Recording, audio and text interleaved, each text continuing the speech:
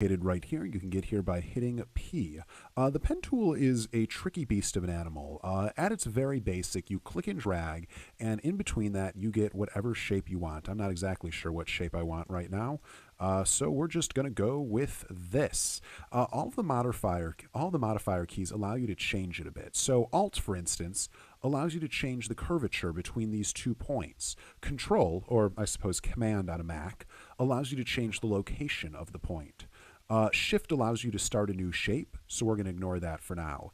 If you hold down Alt and then go to this right here, you can affect not only both of them at the same time, but both of them individually. If you hold down Control, you can affect these both at the same time. Play around with this. If you want a great exercise for how to use the pen tool, Google pen tool exercise, and it will get you to a page from Vector Tuts Plus. It's fantastic. Pen tool exercise, and it gives you an exercise. It says use it in Illustrator. You can also use it inside of Photoshop. Photoshop CS6 redid a lot of what happens with the pen, and it's so much better now. If you hover over it, notice the cursor. If you hover over the line, it allows you to add more points. And if you hover over points, it allows you to subtract them. So you'll notice down here, there's tools specifically for them. Add anchor point, delete anchor point. You can actually do that all directly within the tools. So we're not going to worry about either of these right here. Freeform pen tool allows you to just kind of click and drag and create a shape. Not as much control. Generally, if you're using the pen tool, you want to have more control. So we're going to stick with the pen tool. Convert point tool is exactly the same as if you were holding down Alt. So we're again going to focus on the pen tool. So what can you do with this shape right here? There's a few things. You can change it into a shape, and that just makes a shape out of your shape. Also, you can change it into a mask. So let's say we have something like this, and we spend a bit of time creating a shape around this. For a lot of people, the pen tool is their favorite thing to use selection. They don't use quick mask. They definitely don't use lasso. They use pen tool, and I have to say, notice how I'm holding down spacebar in order to move the canvas in the middle of using the pen tool. And I have to say, look at that wonderful double chin. I have to say, in Photoshop CS6, the pen tool has finally entered its own space inside of Photoshop.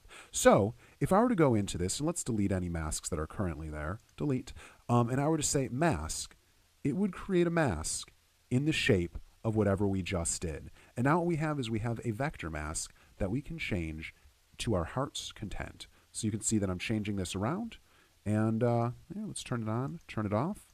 There we go, turn it on, turn it off. Let's go right here and affect the mask. And we're able to change this mask right here. Another thing that we can do with this is rather than something as complicated as adding a mask, we can also just turn it directly into, let's make sure that it's closed. There we go. We can turn it directly into a selection. So there we go. We went from having a working path, and go to the path tool in order to see your working path, into a selection. So there's all sorts of things that you can do with this. I am clearly just scratching the surface, but I'm trying to make it so all of these aren't 15 minutes long. That's a good introduction to some of the things you can do with the pen tool. One more thing.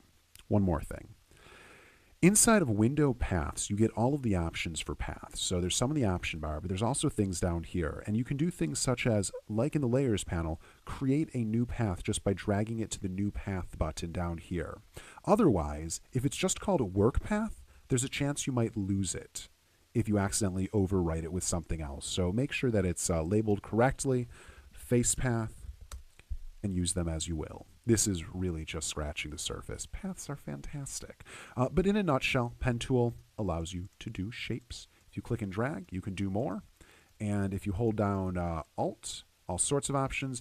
And if you right click, it's essentially the same options that are inside of the option bar. For the full 4-hour Photoshop crash course, click on the link below. And to get more of the tools, just click on this link inside of